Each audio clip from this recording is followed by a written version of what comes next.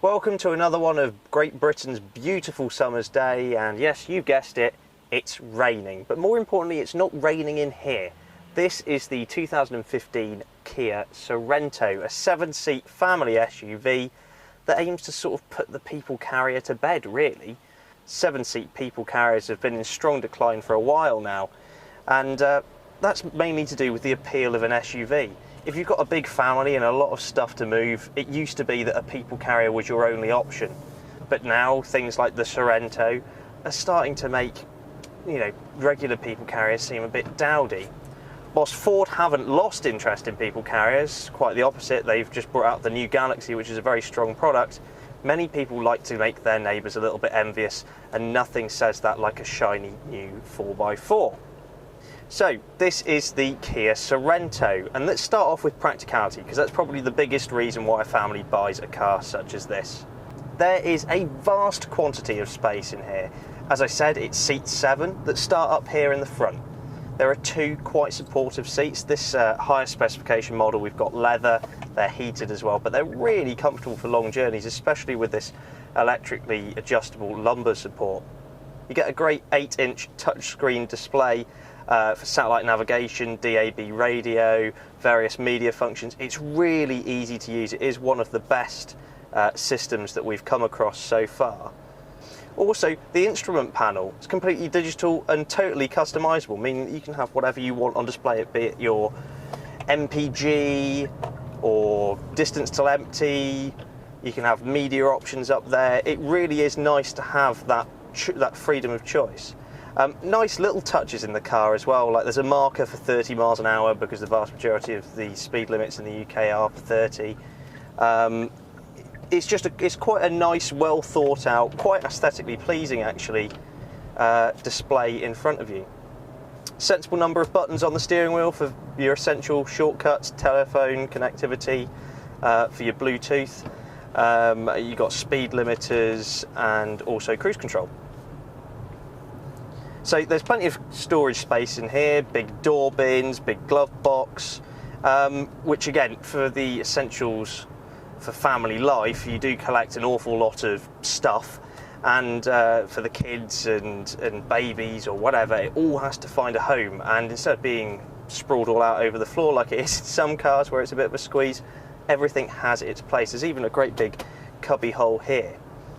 Moving into the second row, it seats 3. And it has a nice flat floor there, meaning that no one is sort of kicking each other for boot space, particularly, all-wheel drive cars such as this. You do find there's a big transmission tunnel. That's not the case here. There's loads of space. Big amount of headroom, lots of leg room. Moving further back, there are 2 jump seats that are deployable from the boot. In this car, those are both leather as well. They're perfectly adequate for children. You've got cubby holes, cup holder. There's even a little fan to stay cool on hot days. And it's not too dark back there either. There's also still a usable amount of boot space in the very back when those seats are in place. However, turn this back into a 5-seater and you'll find 605 litres of boot space at your disposal. Drop all of the seats flat and you will have over 1,660 litres of space. That is absolutely vast. And what you're hearing there actually on this narrow road is the lane departure warning this is fitted with. Nice touch, adds to the safety element of the car. Whilst we're talking interior, this specific model is fitted with this glass panoramic roof. It's almost full length, and on warm summer days, that panel can actually lift up and retract, creating a really nice, light, breezy environment, keeping cool without having to use the air conditioning.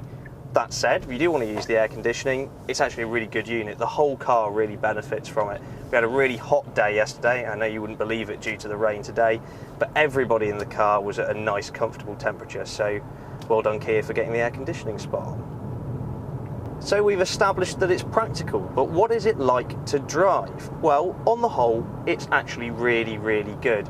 Nice and refined. There's not too much noise coming into the car. Okay, the 2.2 litre diesel engine that's under the bonnet can be a bit noisy at idle. Once you get underway, it settles right down. It's got 197 brake horsepower, so it's got quite strong levels of performance. In this car, it's teamed with a 6-speed manual transmission. Not the greatest transmission in the world, but it's certainly not the worst either. One thing I actually don't like about this car is its steering.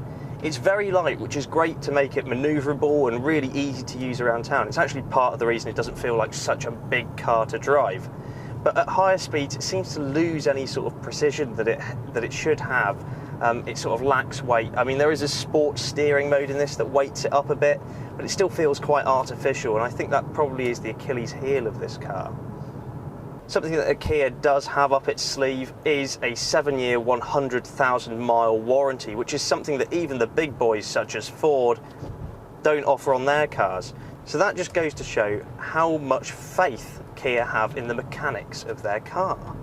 Kia actually are one of the most reliable cars in the UK at the moment, according to recent surveys. Fuel economy this week, we've been getting about 35 mpg combined, which isn't too bad for a vehicle of this size, considering it's got all-wheel drive also.